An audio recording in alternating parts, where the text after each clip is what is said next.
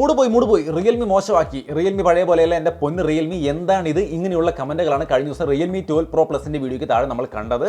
ആരെയും കുറ്റം പറയാൻ പറ്റില്ല, കാരണം ഒരുപാട് ഡൗൺ ഗ്രേഡുകൾ കൊണ്ടുവന്ന് കാര്യമായ അപ്ഗ്രേഡുകളൊന്നും പല ഭാഗങ്ങളിലും വരുത്താതെ ക്യാമറ 100x അല്ലെങ്കിൽ 120x ക്യാമറയിൽ മാത്രം ഫോക്കസ് ചെയ്തുകൊണ്ടാണ് ആ ഒരു ഫോൺ ഇറക്കിയിരിക്കുന്നത്. അതുകൊണ്ട് തന്നെയാണ് ആൾക്കാർ അങ്ങനെ ചിന്തിച്ചതും. നമ്മളും ആ വീഡിയോയിൽ പറഞ്ഞിരുന്നു അതിനേക്കാൾ നന്നാവുക റിയൽമി 12 Pro ആയിരിക്കുമെന്ന്. പക്ഷേ ആ സമയത്ത് ഒരുപാട് പേര് എന്നോട് ചോദിക്കുന്ന ഒരു കാര്യം, ഇതായിരിക്കുമോ, ഈ Pro ആയിരിക്കുമോ നല്ലത്, റെഡ്മി നോട്ട് 13 Pro ആയിരിക്കുമോ നല്ലത് എന്ന് തന്നെയാണ്. ഈ വീഡിയോയിൽ ഞാൻ രണ്ടും പറയുന്നുണ്ട്. 12 Pro എങ്ങനെയുണ്ടെന്നും പറയുന്നുണ്ട്, 13 Pro ആയിട്ട് കമ്പയർ ചെയ്യുമ്പോൾ ഇതായിരിക്കുമോ നല്ലതെന്ന് ഞാൻ പറയുന്നുണ്ട്. സോ വീഡിയോ ഒന്ന് കണ്ടു നോക്കുക, എന്നിട്ട് അഭിപ്രായം ഷെയർ ചെയ്യുക. ആദ്യം തന്നെ ഈ ഫോൺ അതിനേക്കാൾ 12 Pro Plusനേക്കാൾ നല്ലതെന്ന് പറയുമ്പോൾ ഇതിൽ ഭയങ്കര മാറ്റങ്ങളുണ്ടെന്ന് ആരും പ്രതീക്ഷിക്കില്ലേ.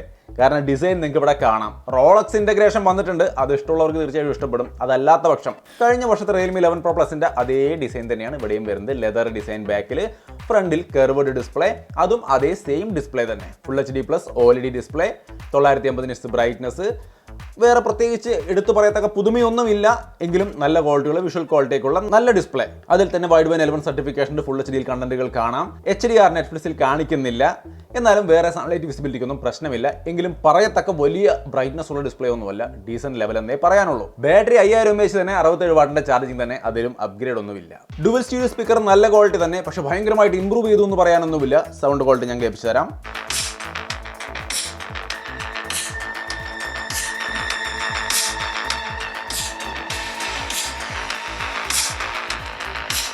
കണ്ടോ, ഡീസന്റ് ക്വാളിറ്റി സൗണ്ട്. കഴിഞ്ഞ വർഷം നമുക്ക് നല്ല ക്വാളിറ്റി സൗണ്ടാണ് കിട്ടിയത്, ഇപ്പോഴും അതൊക്കെ തന്നെ കിട്ടുന്നുണ്ട്. So design, display, media consumption രീതികളിലൊക്കെ നന്നായിരിക്കുന്നു. ബാറ്ററി ചാർജിങ് ഒന്നും മാറ്റമില്ല. പെർഫോമൻസിലോ Snapdragon 6 Gen 1 എന്ന് വെച്ചാൽ അതും വലിയ അപ്ഗ്രേഡ് എന്ന് പറയാനില്ല. കഴിഞ്ഞ വർഷം Dimensity 7050 ആയിരുന്നു. അതിൻ്റെ ആൻറ്റുറ്റി സ്കോർ ഒക്കെ നോക്കിയാൽ 5,30,000. ഇതാവുമ്പോൾ 5,90,000 എന്ന് വെച്ചാൽ ഒരു 40-50 റേഞ്ചിലുള്ള ആൻറ്റുറ്റി സ്കോറിന്റെ വ്യത്യാസം. വലിയ ഉപയോഗിക്കുമ്പോൾ നമുക്ക് കാര്യമായൊരു മാറ്റം ഫീൽ ചെയ്യില്ല. അതിന് മാത്രമുള്ള അപ്ഗ്രേഡ് ഇല്ല. കഴിഞ്ഞ വർഷം Android 13 ആയിരുന്നു, ഈ വർഷം Android 14 ആണ്. റിയൽമി UI 5.0 ആണ്. സോ തീർച്ചയായിട്ടും അതൊരു മാറ്റമാണ്. UI നോക്കിക്കഴിഞ്ഞാൽ ആ ഹോട്ട് ആപ്പ്, ഹോട്ട് ഗെയിംസ്, അതേപോലെ തന്നെ അവരുടെ ആപ്പ് സ്റ്റോറിംഗ്, ഇങ്ങനെയുള്ള കാര്യങ്ങളൊക്കെ ഇതിനകത്ത് വരുന്നുണ്ട്. കുറച്ച് 2-3 ബ്ലോട്ട് വയർ ആപ്ലിക്കേഷൻസ്, അതൊക്കെ നമുക്ക് അൺഇൻസ്റ്റാൾ ചെയ്ത് വേണമെങ്കിൽ ക്ലീൻ ചെയ്യാം. ഇതാ ഇവിടെ കാണുന്ന പോലെ ഇങ്ങനെ ക്ലീൻ ആക്കി എടുക്കാം. അപ്പോൾ ഇതിനകത്തും കാര്യമായ ഒരു പുതുമയൊന്നും നിങ്ങൾക്ക് ഫീൽ ചെയ്യാൻ പോകുന്നില്ല. BGMI ഒക്കെ ബേസിക് ലെവലിൽ 60 ഹെർട്സിൽ നമുക്ക് നോർമൽ ആയിട്ടുള്ളൊരു കളി കളിക്കാം എന്നല്ലാണ്ട് ഗെയിമിംഗിനൊന്നും ഈ ഫോൺ ഒരു കാരണം വെച്ചാൽ നോക്കരുത്. ഈ റേഞ്ചിൽ നമുക്ക് പോക്കോ F5 IQ Neo 7 ഒക്കെ നമുക്ക് കിട്ടാനുണ്ട് കേട്ടോ, 26-27 രൂപയ്ക്ക്. സോ അതിനൊന്നും ഇത് നോക്കാനേ പാടില്ല. ഒരു ഓൾറൗണ്ടർ ഫോൺ എന്ന രീതിയിൽ വരുമ്പോൾ ഈ രീതിയിലുള്ള പെർഫോമൻസ് തന്നെ, കഴിഞ്ഞ വർഷത്തെ പെർഫോമൻസ് തന്നെ, അത് വിട്ടിട്ട് കൂടുതലൊന്നുമില്ല. സോ മൊത്തത്തിൽ ഡിസൈനിലോ, ഡിസ്പ്ലേയിലോ, ബാറ്ററിയിലോ, പെർഫോമൻസിലോ ഒന്നും ഭയങ്കരമായ ഒരു മാറ്റവും ഈ ഫോണിൽ വരുന്നില്ല. വരുന്നതെല്ലാം ക്യാമറയിൽ 32 മെഗാപിക്സലിന്റെ ടെലിഫോട്ടോ ലെൻസ് കൊടുത്തിട്ടുണ്ട്. കഴിഞ്ഞ വർഷം 100 MP ഉണ്ടായിരുന്ന ക്യാമറ ഇത്തവണ 50 MP ആക്കിയിട്ട് മെയിൻ ക്യാമറ ഒന്ന് ഡൗൺഗ്രേഡ് ചെയ്തിട്ടുണ്ട്. ബട്ട് മെഗാപിക്സലിലൊന്നും കാര്യമില്ല, ക്വാളിറ്റിയിലാണല്ലോ കാര്യം. എന്തായാലും സൂമിങ് ഞാൻ ആദ്യം തന്നെ കാണിക്കാം. അതാണല്ലോ ഒരു അപ്ഗ്രേഡ് കൊണ്ടുവന്നിരിക്കുന്നത്. ഈ കാണുന്നത് വൈഡ് ആംഗിൾ ക്യാമറ ഇമേജ് ആണ്.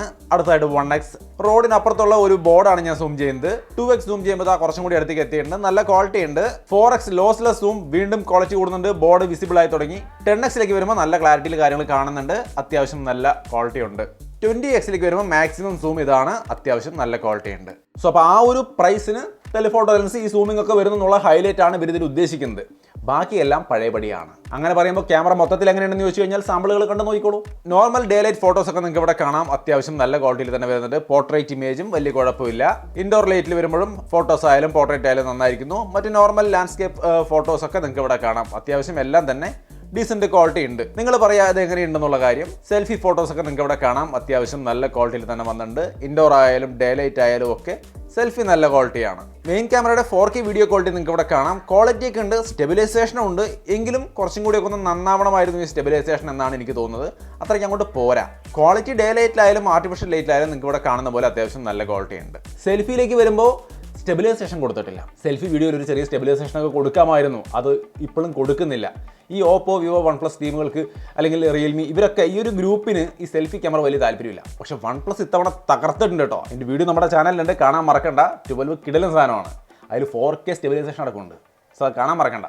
എന്നാലും ഇവിടെ സ്റ്റെബിലൈസേഷൻ ഇല്ല. സോ അപ്പോൾ ഇങ്ങനെയാണ് ഇതിന്റെ ക്യാമറ. ക്വാളിറ്റി വൈസ് കുറച്ച് നന്നായി എന്ന് പറയാമെന്നല്ലാണ്ട് ഭയങ്കര ഒരു അപ്ഗ്രേഡ് ഒന്നും പറയാനില്ല. ഈ ടെലിഫോട്ടോ ക്യാമറ വിത്ത് ഈ ഒപ്റ്റിക്കൽ സൂമാണ് ഇതിനകത്തെ ഹൈലൈറ്റ്. സോ മൊത്തത്തിൽ ഈ ഒരു ഫോണിന്റെ കാര്യങ്ങളെല്ലാം കൂട്ടിക്കഴിച്ച് നോക്കിക്കഴിഞ്ഞാൽ വല്ലാണ്ട് അങ്ങനെ ഡീറ്റെയിൽഡ് ആയിട്ട് പറയാൻ മാത്രമൊന്നുമില്ല. കാരണം കഴിഞ്ഞ വർഷം ഉണ്ടായിരുന്ന സംഭവമൊക്കെ തന്നെയാണ് ഇവിടെ കൊടുത്തിരിക്കുന്നത്. ഈ സൂമിംഗ് അല്ലാണ്ട് വേറെ ഒന്നുമില്ല. സോ അതുകൊണ്ട് ഞാൻ കൂടുതൽ അങ്ങോട്ട് പരത്തുന്നില്ല. എന്തായാലും ഇത്രയൊക്കെ ആയ സ്ഥിതിക്ക് ഇതിന്റെ ഓവർവ്യൂ കൂടി പറയാം. താഴെ speaker grill, type C port, main microphone, dual nano SIM support ചെയ്യുന്ന സിം ട്രേ, റൈറ്റ് സൈഡിൽ പവർ ബട്ടൺ, വോളിയം ബട്ടൺ, ടോപ്പിൽ സ്പീക്കർ ഗില്ല്, അതേപോലെ secondary noise cancelling microphone, left side clean ആണ്. ഇതാണ് ഒരു ഓവർവ്യൂ. ഇതിന്റെ ബോക്സിൽ ഫോൺ കൂടാതെ കേസ്, ഡോക്യുമെന്റേഷൻ, സിം ടൂള്, 67 വാട്ടിന്റെ ചാർജറും പിന്നെ ചാർജിങ് കേബിളും വരുന്നുണ്ട്. ഇതിന്റെ ഫ്രണ്ട് ഡിസ്പ്ലേയുടെ പ്രൊട്ടക്ഷൻ അസാഹി ഗ്ലാസ് പ്രൊട്ടക്ഷൻ എന്ന് പറയുന്ന ഒരുതരം പ്രൊട്ടക്ഷൻ ആണ് കൊടുത്തിരിക്കുന്നത്. ആൻഡ്രോയിഡ് 14 വരുന്ന ഫോണിന് 2 വർഷത്തെ ആൻഡ്രോയിഡ് അപ്ഡേറ്റും 3 വർഷത്തെ സെക്യൂരിറ്റി അപ്ഡേറ്റുമാണ് കമ്പനി ഓഫർ ചെയ്യുന്നത്. IP65 വാട്ടർ റേറ്റിംഗും വരുന്നുണ്ട്. പിന്നെ ഇൻ ഡിസ്പ്ലേ ഫിംഗർ പ്രിന്റ് സെൻസറാണ് വരുന്നത്. അതിന്റെ പെർഫോമൻസ് ഇവിടെ കാണാം, ഒക്കെ ഓക്കെയാണ്. സോ അപ്പോൾ അങ്ങനെയാണ് ഇതിൻ്റെ കുറച്ച് പ്രധാനപ്പെട്ട മറ്റ് കാര്യങ്ങൾ. സംഗതി കൊള്ളാമെന്ന് ചോദിച്ചാൽ നിങ്ങളുടെ കയ്യിൽ 11 Pro Plus ഒക്കെ ഉണ്ടെങ്കിൽ, അല്ല 11 Pro ഒക്കെ ഉണ്ടെങ്കിൽ നിങ്ങൾ അത് തന്നെ ഉപയോഗിച്ചുള്ളൂ. ഇതിലേക്ക് വന്നിട്ട് നിങ്ങൾക്ക് വലിയ അനുഭവം ഒന്നും ഉണ്ടാവാനില്ല. ഈ സൂമിംഗ് അത്ര ഇമ്പോർട്ടൻ്റ് അല്ലെങ്കിൽ. എന്നാൽ സൂമിംഗ് ഇമ്പോർട്ടൻ്റ് ആണെങ്കിൽ തീർച്ചയായിട്ടും പുതിയതെടുക്കാം. ഇനി നിങ്ങളുടെ ബഡ്ജറ്റ് ഇഷ്ടം പോലെ ഉണ്ടെങ്കിലും തീർച്ചയായിട്ടും വരാം. അപ്പോൾ ഈ പറഞ്ഞ പോലെ പുതിയ കുറേ സംഭവങ്ങൾ എന്ന് തോന്നിപ്പിക്കുന്ന കുറേ സംഭവങ്ങൾ നിങ്ങൾക്ക് കിട്ടും. അപ്പോൾ ഇനി ഇതിൽ വേറെ ഡൗട്ടൊന്നുമില്ലല്ലോ. ഇനി ഒറ്റ കാര്യമുള്ളൂ, Redmi Note 13 Pro എടുക്കണോ ഇതെടുക്കണോ? ഇങ്ങനൊരു ചോദ്യം ഉണ്ടെങ്കിൽ 13 Pro ആയിരിക്കും കുറച്ച് നന്നാവുക.